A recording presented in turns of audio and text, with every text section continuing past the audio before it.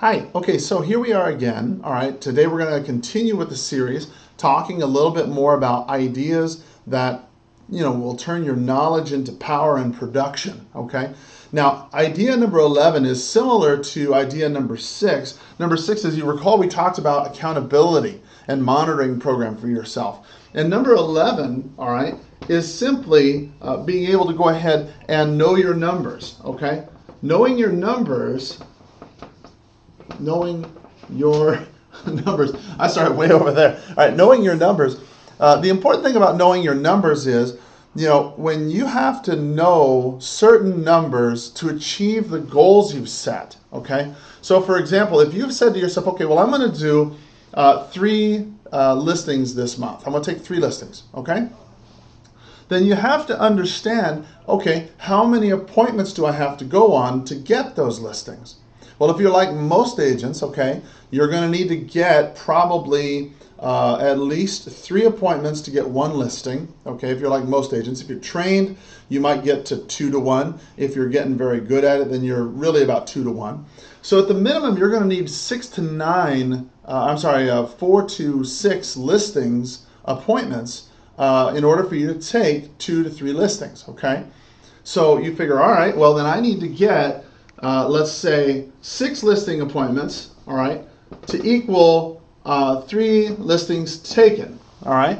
So then you got to ask yourself, okay, well, what do I have to do to get those listing appointments? Well, I know that for myself, let's see, I've got to talk to about, 20 people to get a listing appointment, okay? So to get a listing appointment times 20 is 120 people, all right, to get those 6 listing appointments, right? And 120 people, so how many people can I talk to in a day? Well, you figure, all right, well, let's see here. I need to talk to, on average, about 10 people per hour, okay? So that means 12 hours to talk to 120 people, all right? So let's figure I need to do 12 hours worth of prospecting, high intensity prospecting. Then you can go back and figure out how many hours you can actually devote to it. Now, your numbers are going to be a little bit different, okay? You might have it to be where this is more of a number like, say, 420, let's say, right, for you to get those kind of results. But whatever that number is, you won't know what these numbers are and how to get your goal unless you know your numbers. So that's why it's really, really important that you go ahead and take a minute to track down all of your numbers, how many people you're talking to, so you can decide for yourself if what you're doing is making sense. Hopefully that makes sense for you. Number 12, to build your business, okay,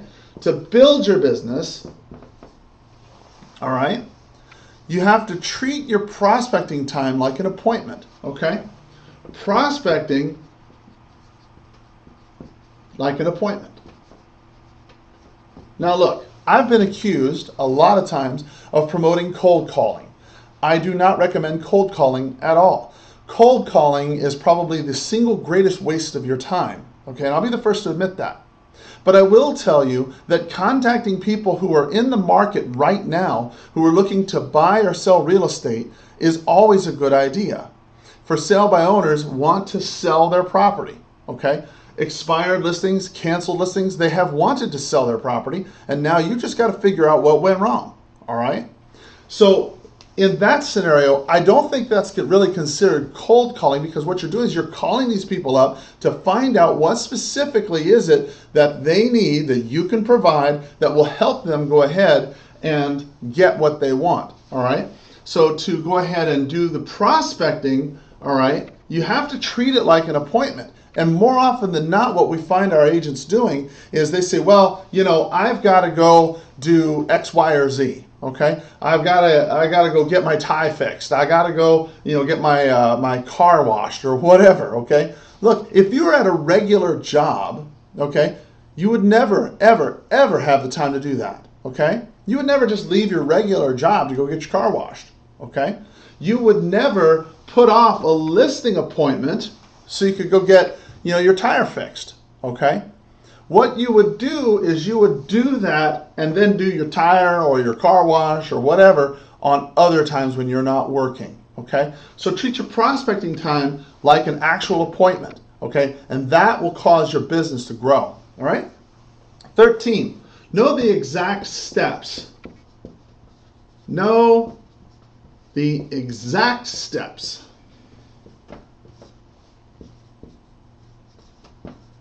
Know the exact steps you have to take to get a listing sold, okay? Write it out, all right? Now, if you don't have that written out, then we have a fantastic idea for you. All you need to do is go to MikeFerry.com and go to the free downloads section, or complimentary downloads, I guess is what it's called, complimentary downloads, okay? And they have what's called there the 18-point marketing plan.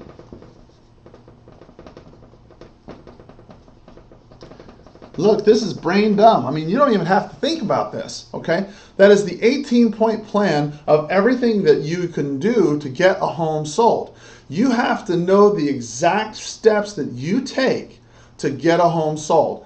Then the reason why you do that is so it's easy for you to convey that to the seller and say, look, this is not guesswork, okay? This is not rocket science, all right? There is an exact plan that I use for every home to make sure that this home gets sold. And this is my step. This is what I do, okay? If you can do that in a coherent fashion, sellers will like that, all right? And they will go ahead and list with the agent who can convey that clearly, all right? Number 14, don't judge, all right? Don't judge monthly production. Don't judge monthly production by what happens in a day.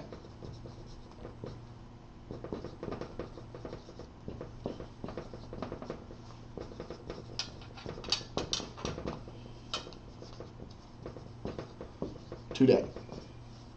Okay? You have a bad day.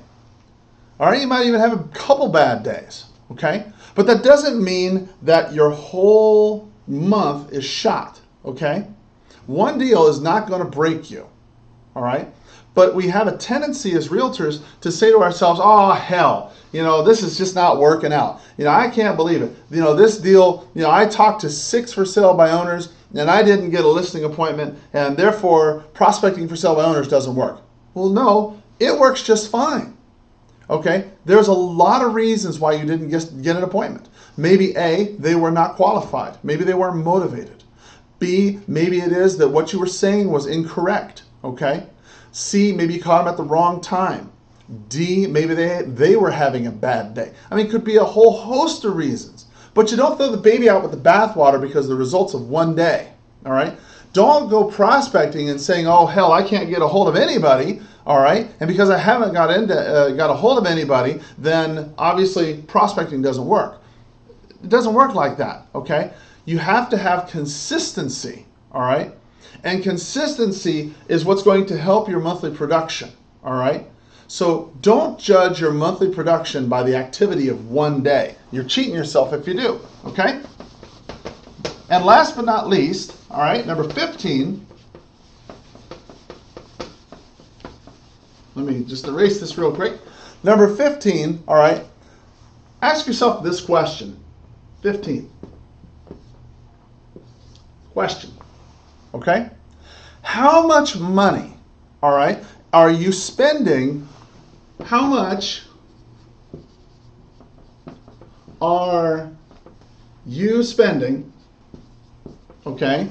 How much money are you spending, okay, on personal production, on advertising, all right, advertising, personal promotion, all right, mailings, okay, and lead follow-up. You see, this is a business that you're in, okay? And if Lee Iacocca was in charge of your business, okay, he would want to look at your bottom line and say, okay, look, how much are you spending on advertising and what are you getting from that? Now, there are agents who do a lot of advertising, okay, but they've put it down to a scientific method where they know, okay, if I spend X amount on advertising, I'm going to get Y amount in return. and that's acceptable to them. Okay? Personal promotion. If you're one of these guys who's got your name on everything and stickers with your face and the magnet cards on the refrigerator, okay? Is it trackable? Can you tell how much response you're getting out of that? Is that a direct response? Mailings. Is the mailing that you're sending out geared towards getting a response? Or is it just a piece to just let people know what it is that you're doing? Okay? Your lead follow-up even on the phone that you're talking to people, what kind of response are you getting? Okay? You have to understand that there really are two things, okay? The money that you spend, okay, must provide at least a return greater than the initial investment. I mean, that's just basic common sense. If you spend $100 on advertising, you better get a lot of money back out of that, okay? If you're spending money, all right, and you're getting zero return, let's see here, zero return, or worse, okay, less than what you put in. And you're like, well, how in the world did I get less than what I put into it? Okay, you spent $250 on an advertisement, okay, in some magazine, and you didn't get any calls from it whatsoever that turned into sales. You got some people who called off of it, but you couldn't convert them into sales because you didn't take the time to learn how to talk to people on the phone. Hey, look, prospecting is really good for you because it will help you learn how to talk to people. All the lead generation tools in the world will not do you any good if you can't convert that sign call, okay? And so you spent the money, you got the calls, but because you were unable to convert them because you didn't know how, or the ad that you ran was poor and you got a bad response, then you've actually lost money because you lost the time involved, okay? And that's something you can't get back. You lost the time it spent you to go ahead and design the ad, the time it took you to talk to the people on the phone, and then in the end, you have a bad attitude about that, okay? That's the worst possible solution, okay? So think like a business person would. Think about it. How much money are you spending on these items, and what kind of response are you getting?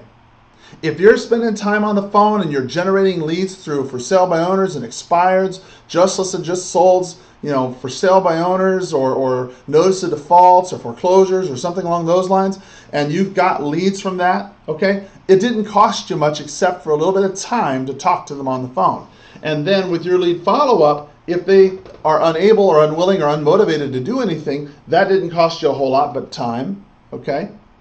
But it didn't cost you a lot of money up front, all right? And that's where you get in trouble, is when you start spending the money because you just don't have any, all right? If you're a newer agent, or even in this market right now, some agents still do have problems, you know, making sure that they have a lot of money to keep up with the budgets that they have, okay? So I feel that. I know what you're saying, all right? But prospecting is an easy way to go ahead and solve that problem. But you have to know what you're spending and make sure that you take the time to think about it. So anyway, hope that's helpful. You take care. We'll look forward to talking to you soon. Bye-bye.